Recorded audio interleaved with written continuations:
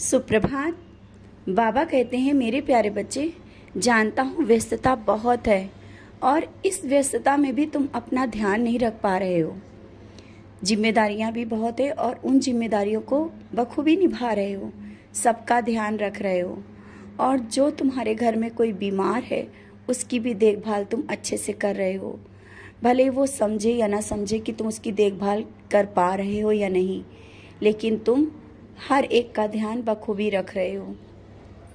लेकिन इन सब परेशानियों के साथ तुम अपना ध्यान रखना भूल जाते हो, और जो मैं कह रहा हूँ उन बातों को समझो, अपना ध्यान रखो और इस तरह से निराश मत हो कि तुम्हारा क्या होगा। तुम्हारे जीवन में जो परेशानी है या जो बीमारी लग रही है तुम्हें, तकलीफ छोटी ही सही लेकिन वो तुम्हें बहुत बड़ी लग रही है।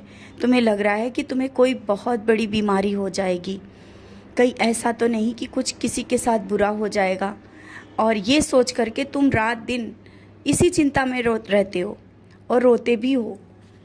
ये चिंता अपने मन से निकाल दो बच्चे।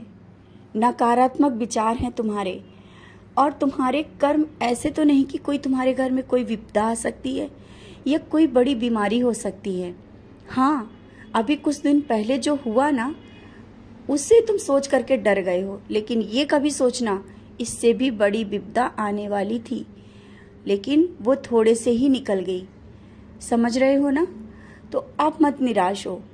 जब मैं तुम्हारे साथ खड़ा हूँ तो फिर तुम्हें क्यों डर, और क्यों डरते हो? तुम्हारी ये जो भक्ति है, अटूट भक्ति, और जो सेवा है, भले ही तुम्हें कोई तकलीफ हो लेकिन तुम मेरी सेवा से पीछे नहीं हटते हो। यहाँ तक तुम्हें मंदिर भी जाना पड़े और कितना भी दर्द हो, तुम हंसते हुए आते हो।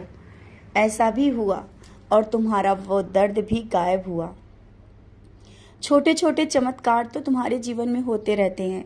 शायद तुमसे जब लोग पूछते हैं कि चमत्कार बताओ, तो तुम्हें सोचना पड़ता है कि तुम्हारे जीवन में तो हर पल बहुत कुछ होता रहता ही है, हर पल कुछ होता रहता है। लेकिन तुम उन सोच में पड़ जाते हो कौन सा बताऊं और कौन सा ना बताऊं। मैं जानता हूं तुम्हारे मन की जो व्यथा उस समय चल रही होती है, क्योंकि तुम बहुत कुछ बताना चाहते हो, सबसे सब कुछ कहना चाहते हो। लेकिन कुछ लोग तुम्हारी बात को समझते हैं, कुछ नहीं समझते हैं।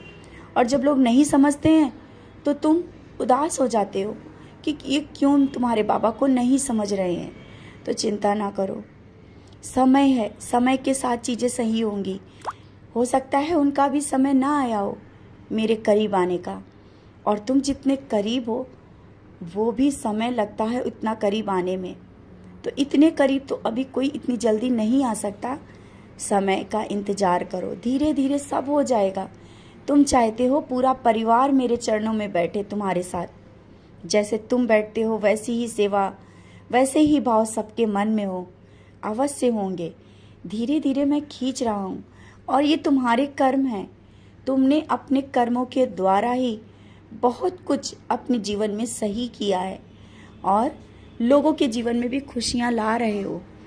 तो जैसा तुम चाहते हो वैसा ही होगा। और हाँ, जब बाहर जाते हो तो सोचते हो कि बाबा कैसे रहेंगे और कैसी सेवा करेंगे। इसी चिंता में परेशान होना, चिंता मत करो। जब तुम बाहर जाते हो मैं तो तुम्हारे साथ चल देता हूँ और तुम्हारे साथ ही रहता हूँ। और जब किसी के घर पे तुम गए और सोच रहे थे कि स्नान कैसे कराऊँ, तुमने अपने मन में जो सोचा ना, मुझे उस पल याद किया, सब मेरा सेवा हो गई थी।